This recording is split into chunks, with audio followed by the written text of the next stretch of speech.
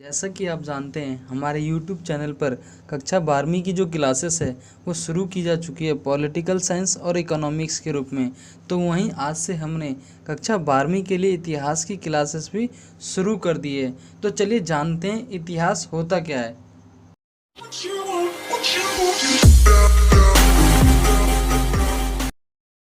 तो जैसा कि हम बात कर रहे थे इतिहास के बारे में, तो इतिहास से अभिप्राय उन घटनाओं से है जो घट चुकी है, अर्थात जो पहले ही घट चुकी है।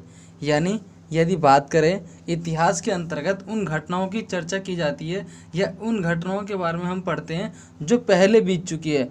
जैसे अगर कोई घटना 10 वर्ष पहले बीत चुकी हो या 100 वर्ष पहले बीत चुकी है, परंतु कोई भी जो घटना होगी वो पहले ही बीत चुकी होगी। कब से पहले? तो वर्तमान समय के जो वर्तमान समय होगा उससे पहले बीत चुकी होती है। तो आज हम बात करेंगे 12वीं कक्षा की इतिहास की। पहले मैं आपको बता दूं कि जो 12वीं कक्षा की पुस्तक है इतिहास की वो 3 भागों में विभाजित है, अर्थात 3 भागों में बटी हुई है। पहला जो है प्राचीन इतिहास के रूप में, और दूसरा है मध्यकालीन इतिहास, और थर्ड वन है आधुनिक इतिहास। 3 भागों में विभाजित है। परंतु हम सबसे पहले जो है फर्स्ट बुक पढ़ेंगे जो प्राचीन इतिहास के रूप में है। चैप्टर नंबर 1 पढ़ेंगे जो प्राचीन इतिहास के रूप में, और चैप्टर का नाम है ईंट मनके तथा अस्थियां।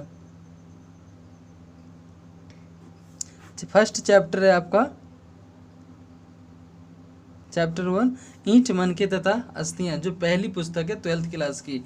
इसके अंतर्गत, इस चैप्टर के अंतर्गत हम मुख्य रूप से हड़प्पा सभ्यता की बात करेंगे, अर्थात हम हड़प्पा सभ्यता के बारे में पढ़ेंगे। हड़प्पा सभ्यता को जानने से पहले मैं आपको ये बता दूं कि हड़प्पा है क्या। तो दोस्तों मैं आपको बता दूं कि जो हड़प्पा है, हड़प्पा एक जगह का नाम है। हड़प्पा क्या है? एक जगह का नाम है। हड़प्पा क्या है? एक जगह का नाम है जिसकी खोज 1921 से 22 में दयाराम साहनी ने करी थी।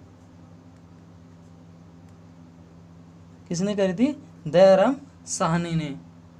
करेंगे जो हड़प्पा सभ्यता है, जो हड़प्पा सभ्यता है वो आखिर हड़प्पा सभ्यता के नाम से क्यों जानी जाती है, अर्थात हम हड़प्पा सभ्यता को हड़प्पा सभ्यता क्यों कहते हैं। तो मैं आपको बता दूं जो हड़प्पा सभ्यता है इसको हड़प्पा सभ्यता इसलिए कहा जाता है क्योंकि ये हड़प्पा नामक जगह पर खोजी गई थी।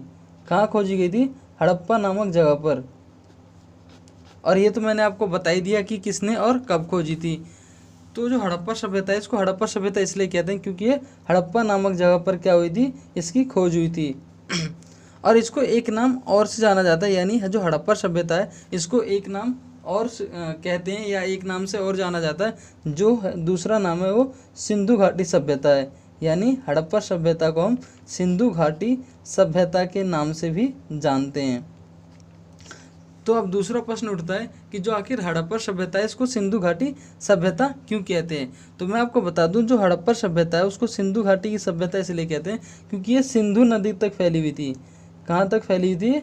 सिंधु नदी तक फैली हुई थी, इसलिए इसको सिंधु घाटी सभ्यता भी कहा जाता है। बात करें हड़प्पा सभ्यता की जानकारी के बारे में, मतलब जो हड़प्पा सभ्यता है उसकी जानकारी हमें कैसे प्राप्त होती है।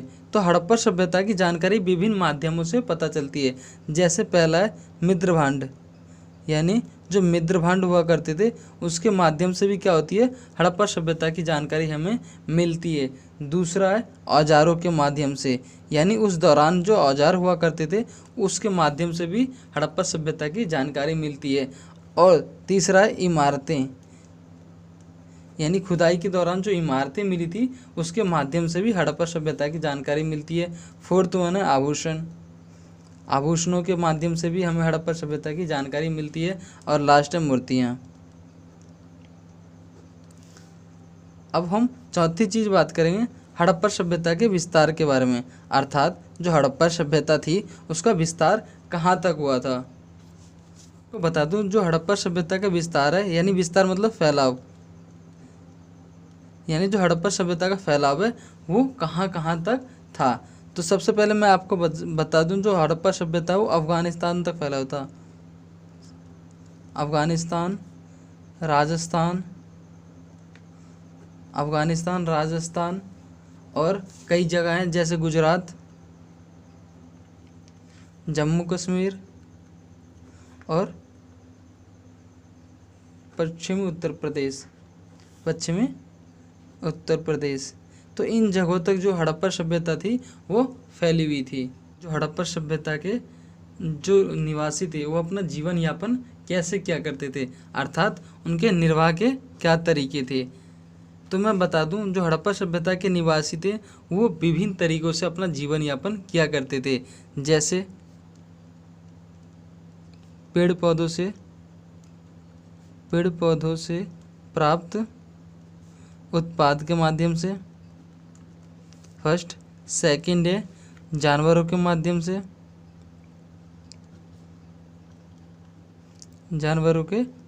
से, जिनमें मछलियाँ भी